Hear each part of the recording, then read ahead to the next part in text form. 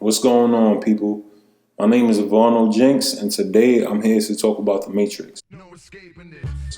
I know a lot of people have seen the film and don't fully understand it, and it's crazy how relevant this movie is to everyday life without people fully understanding why. So this video serves as a blueprint so you can understand The Matrix to its greatest depths.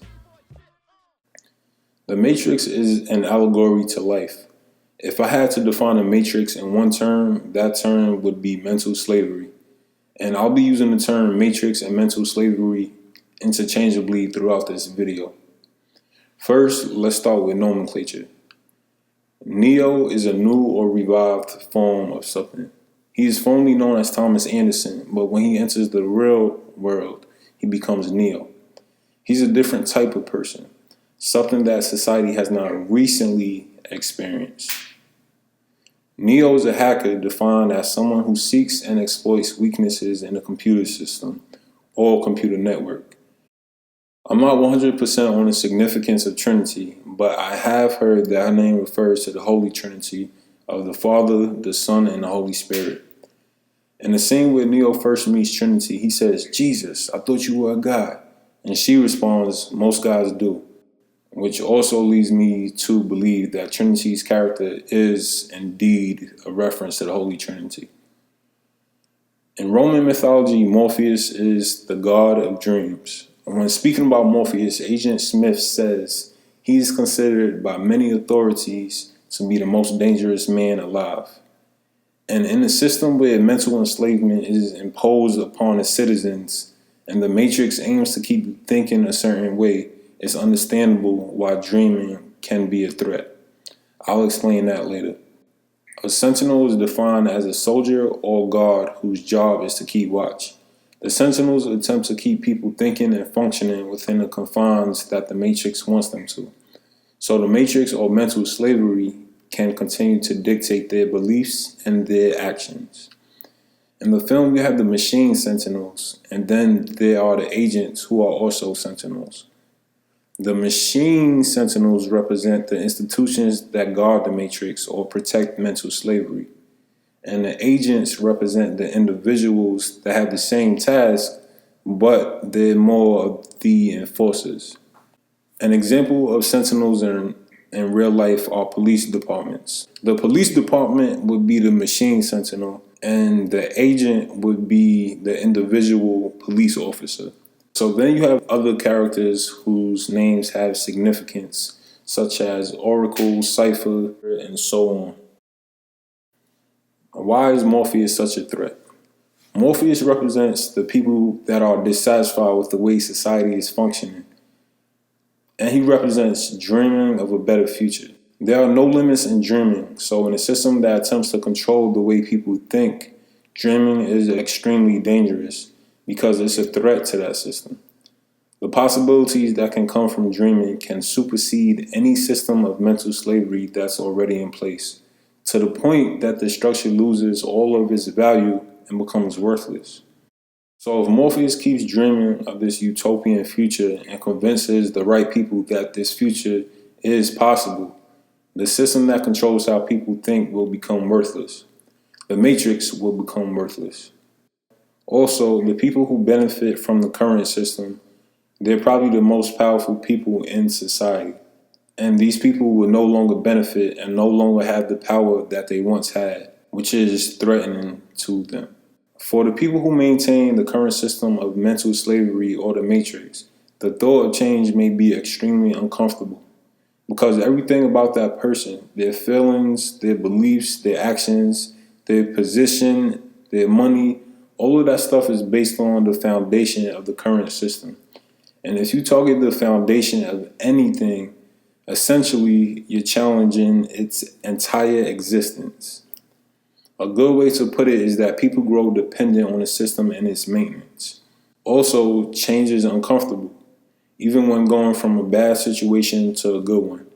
And this is why Morpheus says, "These people are still a part of that system, and that makes them our enemy. You have to understand, most of these people are not ready to be unplugged. And many of them are so inert, so hopelessly dependent on the system, that they will fight to protect it. As I'll discuss later, Morpheus also speaks on how people become comfortable with the system that they're in, and because they have lived in it for so long, they'll defend it no matter what. Morpheus dreams of being led to utopia by the One, so much that he inspires other people to believe it, including Neo himself, aka the One. The people who are unplugged don't accept the Matrix as their reality. And that's the dangers of dreaming in a system that attempts to control your mind. Poor Morpheus. Without him, we're lost. What is the Matrix? The Matrix is a system of mental slavery. A system has multiple parts, but one aspect of the Matrix is society's standards becoming our personal standards without thinking for ourselves. Sometimes this happens because we're raised with these standards since birth and it's all we know. Sometimes the acceptance of society standards happen because people believe it's best for them, or they believe if everybody else is doing it, then it must be right. Some people are forced to accept society standards, like in the book 1984, where people were coerced to say 2 plus 2 equaled 5. Some people refuse to challenge society, and that's why they accept the ways of society. And despite knowing it may not be an optimal society, they're comfortable with it. Then you have the people that are unplugged and don't contribute energy to any of the governing entities that maintain the Matrix. I use the term governing entities to speak about religion, political parties, and other entities that direct people's thoughts and behaviors. But the movie refers to them as machines, as I'll discuss in the Rebirth scene. But like I said, the unplugged people don't give energy to these machines, hence the term unplugged. They think for themselves, they question society, and sometimes challenge society. A major component of the Matrix is accepting the reality that society feeds you instead of thinking for yourself. In this scene, Morpheus describes the Matrix. It is the world that has been pulled over your eyes to blind you from the truth. What truth? That you are a slave, Neo. Like everyone else, you were born into bondage, born into a prison that you cannot smell or taste or touch. A prison for your mind. It seems like it's easy to ignore the Matrix because we don't even recognize that we're in it. This reminds me of a David Foster Wallace commencement speech where he says, "There are these 2 young fish swimming along, and they happen to meet an older fish swimming the other way, who nods at them and says, 'Morning, boys, how's the water?' And the 2 young fish swim on for a bit, and eventually one of them looks over at the other and goes, 'What the hell is water?'" David Foster Wallace goes on and says that the most obvious, important realities are the hardest to see and the hardest ones to talk about, especially when you spent your whole life in them. In this scene, Morpheus talks about the machines needing human energy, but humans needing the machines to live. Like I said earlier, I understand the machines to be categorizations of people, such as political views, religions, economic systems, philosophies, even racism, and any other entities that dictate how people should live. And they require people as energy sources to live in them or to empower them. Morpheus says that there are endless fields where human beings are no longer born, we are grown. This gets at humans not being born as individuals, but instead being molded from birth to contribute to whatever machine or governing entity in the Matrix that will empower with our energy and efforts, and in return be empowered by that machine. And being empowered by these machines often comes in the form of giving our life meaning and purpose, or at least it's supposed to appear that way. In the book Escape from Freedom by Enrich Fromm, He suggests that people fear freedom so much that they enlist dictators, masters, and goals to remove the burden from them. This quote addresses people that choose not to define their own life and instead choose which governing entity or machine will define their life. Morpheus says he watched them liquefy the dead so they could be fed intravenously to the living, which speaks on legacy. So generations of my family have been soldiers. I may try to communicate the importance of being a soldier to my son so he could feed off of that legacy and pursue the same soldier path that plenty of other people in my family have. Instead of raising a child, I would be molding a young soldier. And this applies to political views, religion, economic systems, and every other machine that people are a part of. What is the Matrix? Control. The Matrix is a computer-generated dream world, built to keep us under control in order to change a human being into this. People are empowered by these machines, but they also provide power to these machines. Think of the energy between machines and humans as a symbiotic relationship. Without the machines, a lot of people will feel like they have no purpose in life. But without the people supporting the machines, there would be no machines.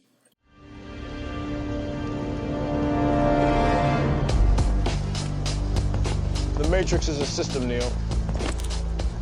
That system is our enemy. But when you're inside, you look around, what do you see? Businessmen, teachers, lawyers, carpenters. The very minds of the people we are trying to save. But until we do, these people are still a part of that system, and that makes them our enemy. You have to understand, most of these people are not ready to be unplugged.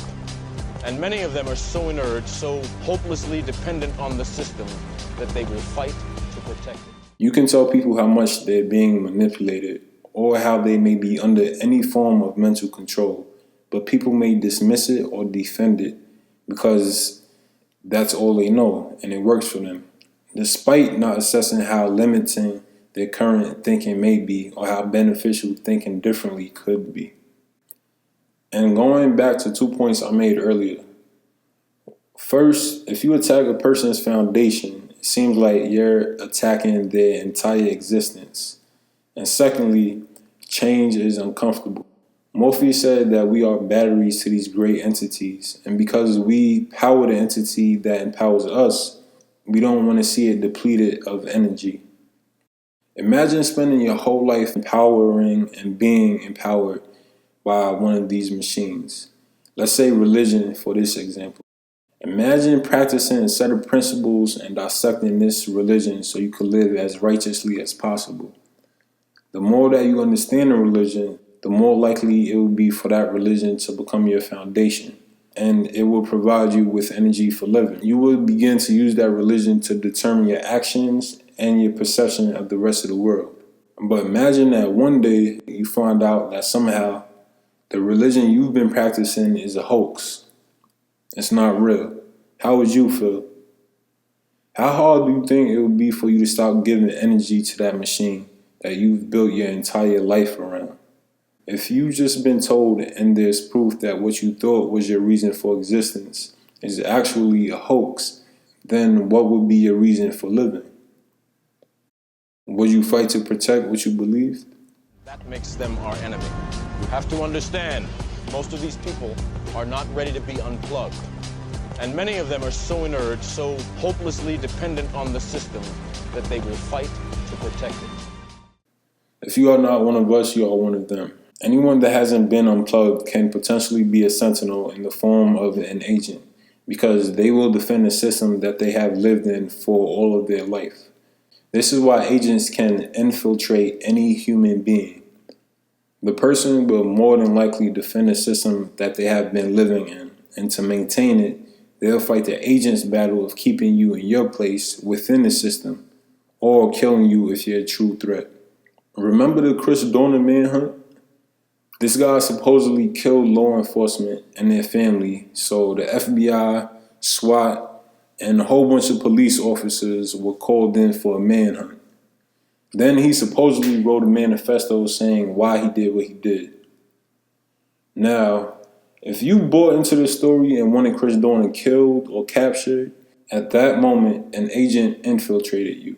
By believing what was being told to you and choosing to accept that Chris Dorner was what the law enforcement and media said he was, you began fighting the agent's battle of capturing or killing that man.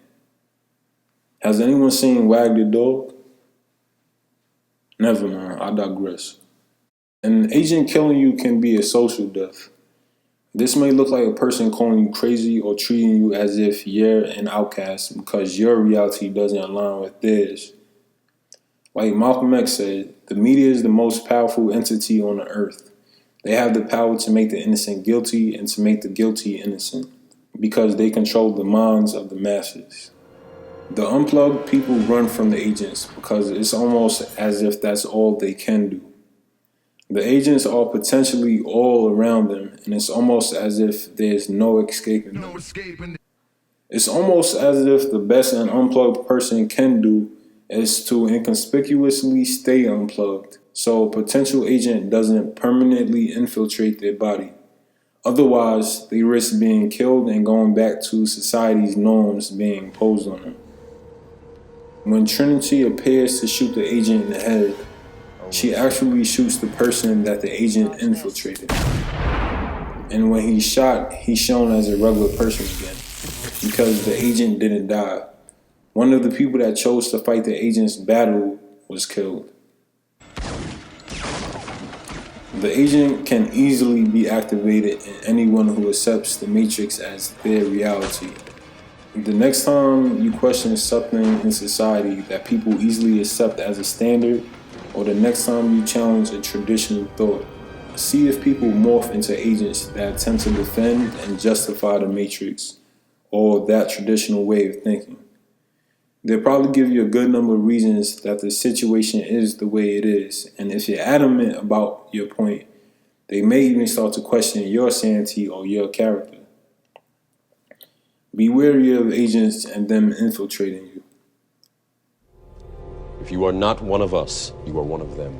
If you are not unplugged and thinking for yourself, you're defending the system of mental slavery that wants you to think in a specific way in order to use you to achieve their goals. This scene shows Neo's rebirth, and he starts off as an embryo. The wires represent the umbilical cords that the machines feed energy and legacies to the embryos with, the same way a pregnant mother would feed her embryo. Because Thomas Anderson is unplugged from the machines that feed him with their energy and is likely to challenge those machines or any of the traditional ways of thinking, he is no longer a good candidate for the Matrix. He is no longer mentally enslaved and used as energy for one of these machines, so he's unplugged and flushed out into the gutter. I like how they use the term unplugged because it suggests that the unplugged person is no longer a source of energy for the Matrix. They're no longer contributing to the maintenance of that traditional way of thinking. Therefore, they're disposed of the same way an electronic device is unplugged and disposed of when you no longer have any use for it. Fortunately, Morpheus and the unplugged real world come to Neo's rescue. Why am I, sir? You've never used them before. Saying he never saw things for himself, he always perceived things from one of the lenses that society has given him. And I'll talk more about this when we get to the spoon scene. But basically, you don't have to see anything for yourself when whatever machine that governs you gives you a perspective to see the rest of the world from. So the movie goes on. Tank downloads Drunken Master, Jiu-Jitsu, Kung Fu, and other fighting styles to Neo's brain. And Morpheus challenges Neo to a fight. Show me. In what was originally a fight that Morpheus could have easily won. Morpheus asks, "How did I beat you?" In which Neo responds, "You're too fast." Morpheus says, "Do you believe that my being stronger or faster has anything to do with my muscles in this place?" This gets at your mind having the ultimate power. It is your mind that limits you and nothing else. So when Neo believes that Morpheus is too fast, he's automatically setting himself up for failure. We see the same limited thinking in the scene where Neo meets the Oracle, seeking an answer, thinking the Oracle is going to tell him that he's not the one. Back to the fight scene though. When Neo gets past the limits of Morpheus being fast and he starts to believe that he can beat Morpheus, he starts doing all types of things he hasn't done before. Moving faster, flipping off of walls, a whole lot of shit. This is the first example of Neo freeing his mind and not living within the confines that the Matrix or society enslaves people with. I'm trying to free your mind, Neo, but I can only show you the door. You're the one that has to walk through it. Morpheus can help Neo deconstruct the mindset that society has taught him to function with, but it's up to Neo to decide if he'll actually let go of that mindset. It's similar to the red pill, blue pill ultimatum Morpheus gave him in the beginning of the movie. As children, we learn that this is a spoon, so we spend the rest of our life seeing this object as one thing and one thing only.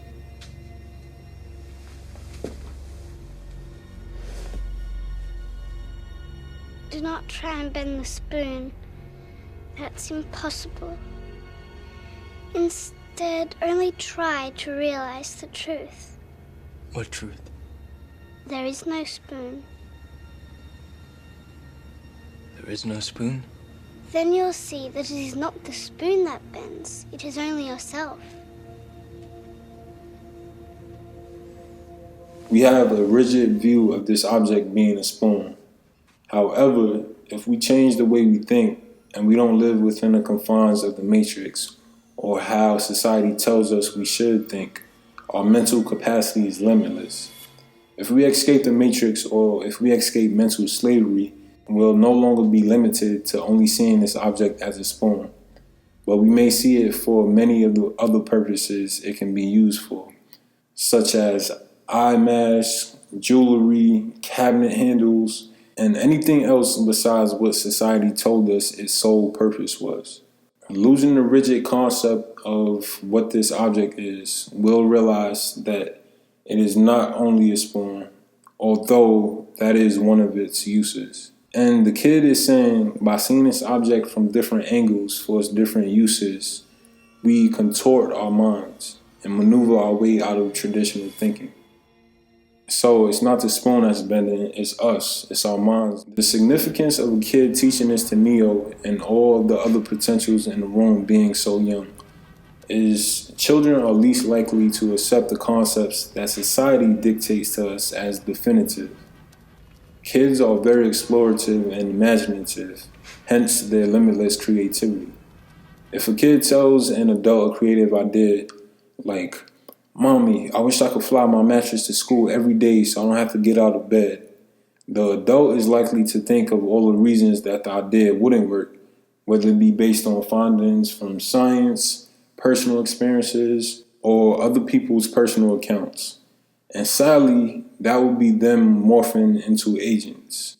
A lot of people pride themselves in knocking down other people's ideas and consider themselves to be realists, when the reality is that a lot of these so-called realists are just the most mentally enslaved people who can't think beyond what society dictates to us.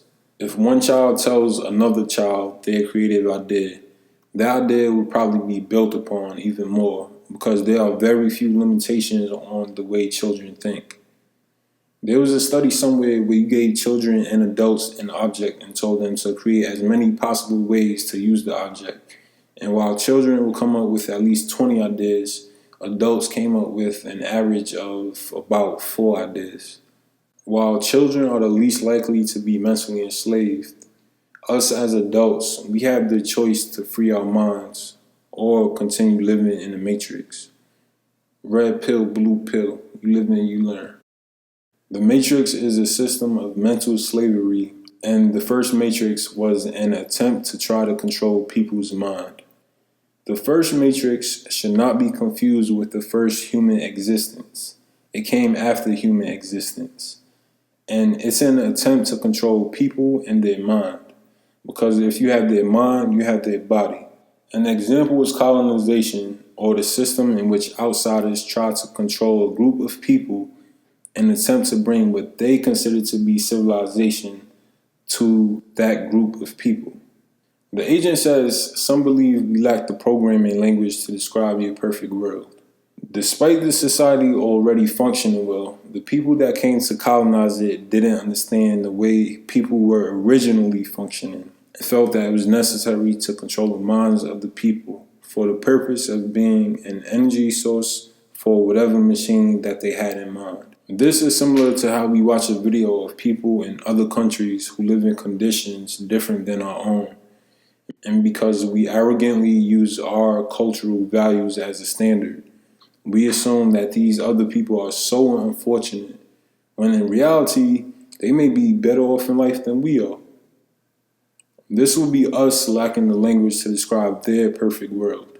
The agent proceeds to say, but I believe human beings define their reality through misery and suffering. And it's important that his beliefs are specified as his and not reality, because he's using his beliefs to justify his maintenance of the matrix, which alludes to the matrix not being necessary, but instead being preferred by the people who want to control society, the colonizers. He says the first creators of the matrix lacked the language to describe the perfect world. Because Mr. Smith is an agent of the matrix, he doesn't believe the capabilities of human beings, and he possesses the pessimistic perspective that humans need to be controlled. But also, if people were allowed to live freely without the matrix trying to control their mind, Mr. Smith would have to reevaluate his entire life and his life's purpose, because the foundation of his existence is based on keeping people in the matrix. Agent Smith distinguishes the first matrix, which was intended to be the perfect world, from the redesigned matrix, which is based on human misery and suffering. That's almost like a person that was newly hired as a manager coming into a job where the employees were doing exceptionally well already. They were content, functioning well, everything. And before the manager even takes time to observe the culture, the manager immediately says, hey everybody, we're going to boost the morale by doing ABC, and we're going to add rules and regulations XYZ, alright? And when the employees look at the manager like, bruh, what are you even doing right now? We're good here, we don't need to boost any morale. The manager that failed to observe what was already a perfect world says, fine, if y'all want to boost morale, y'all can stay miserable. Not realizing what the manager interrupted, or the role the manager played as the primary culprit for what appears to be misery.